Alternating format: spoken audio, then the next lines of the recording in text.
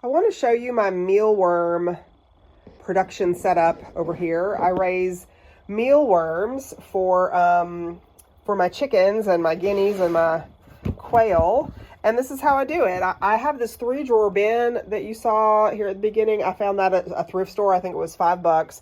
And I picked it up because I had seen on YouTube how you're supposed to separate the mealworms from the beetles and all that kind of stuff into 3 different bins. There's 3, they're metamorphic. So the mealworm that you see there changes into a pupa, which here's one, here's a couple. Yeah.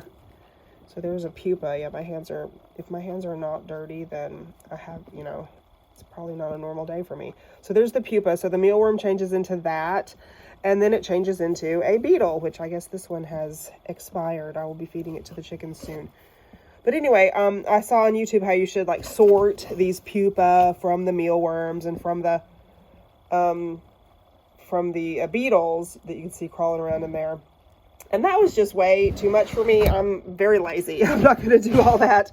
So I just ended up having 3 different little colonies full of the same thing. So they have all 3 stages. Yeah, you can see the whitish kind of yellowish thing down there is pupa. And you can see some mealworms. And not too many beetles. Yeah, I see some beetles over there. Anyway, this one's kind of a quiet one. Kind of a quiet colony in this bottom drawer.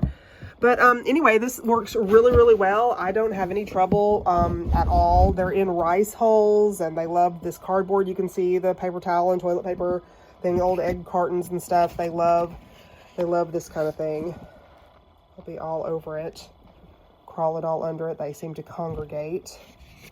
And they get their they get moisture from things like the carrots or eggplants or potatoes, sweet potatoes.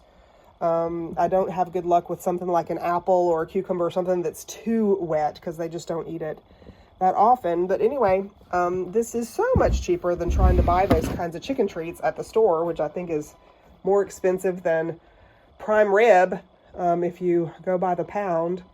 But anyway, so there's my little mealworm setup. Hope you enjoyed the tour.